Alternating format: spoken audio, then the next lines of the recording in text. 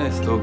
veljače 1911. godine službeni je datum osnivanja nogometnog kluba Hajduk iz Splita.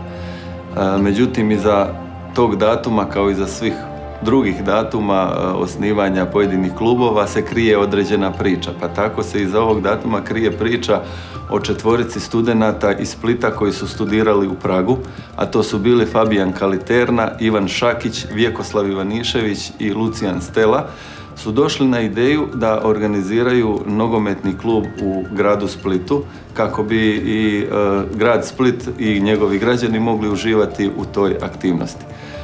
Dakle, oni su kod profesora Josipa Barača doslovce upali sa tom idejom i jednostavno su kroz taj način naveli njega na ideju da predloži da se klub zove Hajduk. Prvi susret koji su odigrali je bio protiv ekipe Calcio Spalato, dakle ekipe sastavljene od Talijana koji su tada živjeli u Splitu, i Hajduk je taj prvi susret dobio rezultatom 9:0.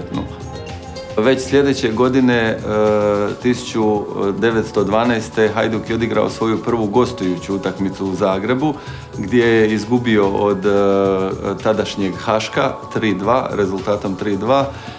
I naravno nakon tog razdoblja Hajduk radi na osnivanju i dovođenju novih mladih igrača, dakle na stasavanju kluba, da bi se od 1924. godine počeo natjecati u prvenstvu Kraljevine Jugoslavije.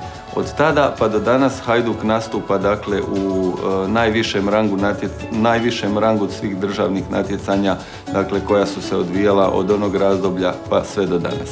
Dakle, za vrijeme Drugog svjetskog rata, dok su Talijani bili okupatori u Splitu, djelatnosti i aktivnosti oko nogometnog kluba Hajduk su na neki način zamrle iz razloga što talijanska vlast koja je tada u gradu Splitu bila aktualna je zabranila djelovanje svih sportskih kolektiva koji su bili aktivni na tom području i jednostavno, pošto nisu bili ogranci fašističke stranke, bilo je njihovo djelovanje ugašeno.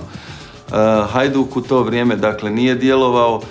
Slično je bilo i u razdoblju nakon nastupanja nezavisne države Hrvatske i njihove vlasti, da bi pod kraj rata 1944. se ponovno prešlo na rad ka ponovnom obnavljanju kluba.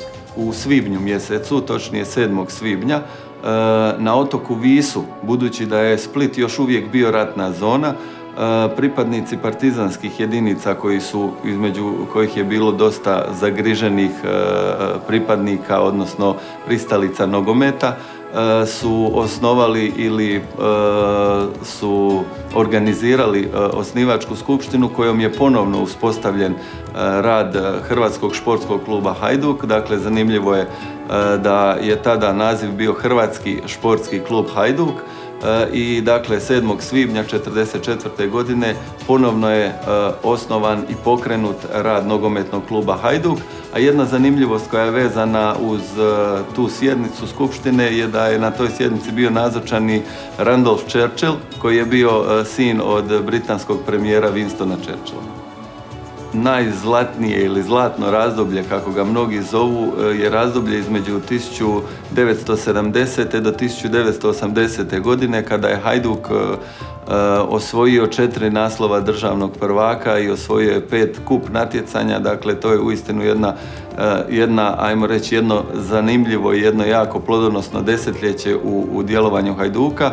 Ono što je bitno za to razdoblje možda još napomenuti da je 1979. godine Hajduk dobio i novi stadion na kojem je, kojeg danas svi znamo da je to Poljud. I tako je završila jedna era od 1911. godine do tada, kada se igralo na starom stadionu ili starom Hajdukovom, kako ga popularno zovu, kod stare plinare, i na taj način je završena jedno značajno razdoblje u djelovanju Hajduka.